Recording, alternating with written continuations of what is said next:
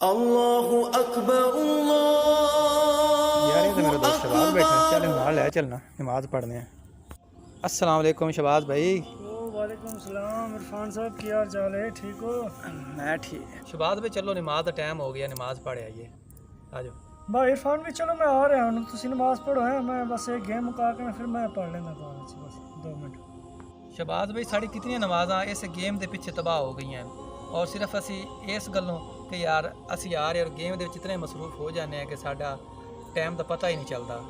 शबाज भाई ये दसो कि तुसी कित्थे काम करदे हो, उत्थे कितनी तनख्वाह तुहानूं मिलदी है? इरफान भी 25,000 सैलरी लेने हैं, अल्लाह का शुक्र है। 8 सुबह 8 तो 4 बजे ड्यूटी होती है, उसके बाद फ्री रहने हैं।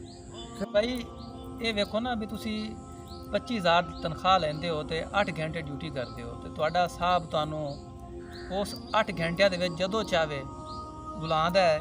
क्या ਤੁਸੀਂ ਜਾਂਦੇ ਹੋ ਕਿ ਨਹੀਂ ਜਾਂਦੇ? इरफान भी जहरी गल है, अगर ड्यूटी ना कर ਉਹਨੂੰ ਜੀ ਨਾ ਕਰਸੂ ਤੇ ਉਹ ਸਾਨੂੰ ਕਾਹ ਦੇ ਸੀ ਸੈਲਰੀ ਦਿੰਦਾ ਤੇ ਆਖਰ ਉਹ ਕੰਮ ਵੀ ਲੈ ਸੀ ਨਾ, ਤੇ ਕੀ ਕਰ ਸਕਦਾ ਬੰਦਾ।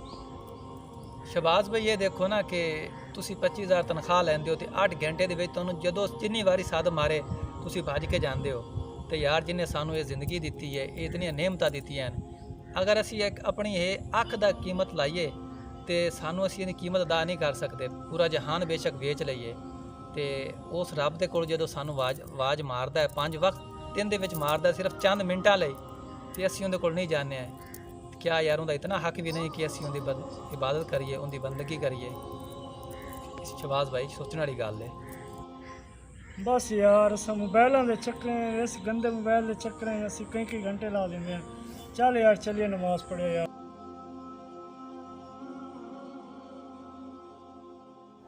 ਦੋਸਤੋ ਅਸੀਂ ਬਿਜਲੀ ਦਾ ਬਿੱਲ ਭਰਾਉਣ ਲਈ ਕਈ ਘੰਟੇ ਲੰਬੀ ਲਾਈਨ ਕਤਾਰ ਦੇ ਵਿੱਚ ਧੁੱਪ ਸਰਦੀ ਦੇ ਵਿੱਚ ਖੜੇ ਹੋ ਕੇ ਅਸੀਂ ਬਿੱਲ ਤਾਂ ਜਮ੍ਹਾਂ ਕਰਾ ਲੈਂਦੇ ਹਾਂ, ਕਿਉਂਕਿ ਸਾਨੂੰ ਡਰ ਹੈ ਕਿ ਕਿਧਰੇ ਸਾਡਾ ਬਿੱਲ ਲੇਟ ਹੋ ਗਿਆ, ਜੁਰਮਾਨਾ ਲੱਗ ਜਾਏਗਾ ਜਾਂ ਨਾ ਭਰਾਇਆ ਤੇ ਮੀਟਰ ਕੱਟਿਆ ਜਾਏਗਾ।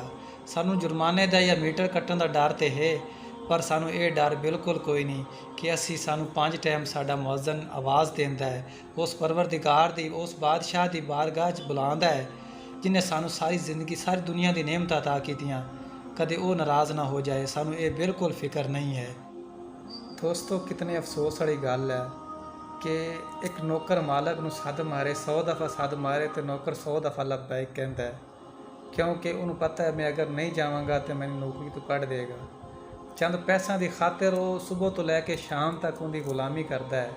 ਤੇ ਜਦ ਕਿ ਇਨਸਾਨ ਇਤਨਾ ਨਾਦਾਨ, ਇਤਨਾ ਗਾਫਲ ਹੋ ਚੁੱਕਾ ਹੈ ਕਿ ਇੱਕ ਗੇਮ ਦੇ ਪਿੱਛੇ, ਕਿਸੇ ਵੀਡੀਓ ਦੇ ਪਿੱਛੇ ਚੰਦ ਪੈਸਿਆਂ ਦੀ ਖਾਤਰ ਉਸ ਪਰਵਰਦਿਗਾਰ ਨਾਲ ਗद्दारी ਕਰ ਰਿਹਾ ਹੈ। ਉਸ ਪਰਵਰਦਿਗਾਰ ਤੋਂ ਮੂੰਹ ਮੋੜੀ ਖੜਾ ਹੈ ਜਿਹਨੇ ਦੁਨੀਆ ਦੀ ਹਰ ਨਿਹਮਤ ਦਿੱਤੀ, ਜਿਹਨੇ ਇਨਸਾਨ ਨੂੰ ਪੈਦਾ ਕੀਤਾ। ਅਗਰ ਮਿਸਾਲ ਦੇ ਤੌਰ 'ਤੇ ਇਹ ਅੱਖਾਂ ਸਾਡੇ ਕੋਲ ਅਗਰ ਉਹ ਲੈ ਲੈਂਦਾ ਹੈ ਤਾਂ ਕਿਆ ਸਾਰੀ ਦੁਨੀਆ ਦੀ ਨਿਹਮਤਾਂ, ਸਾਰੀ ਦੁਨੀਆ ਦਾ ਪੈਸਾ ਪਾ ਇਕੱਠਾ ਕਰਕੇ ਅਸੀਂ ਇਹਦਾ ਨਿਹਮਤ ਬਦਲ ਦੇ ਸਕਦੇ ਹਾਂ? ਹਰ ਕਿਸੇ ਨਹੀਂ ਦੇ ਸਕਦੇ।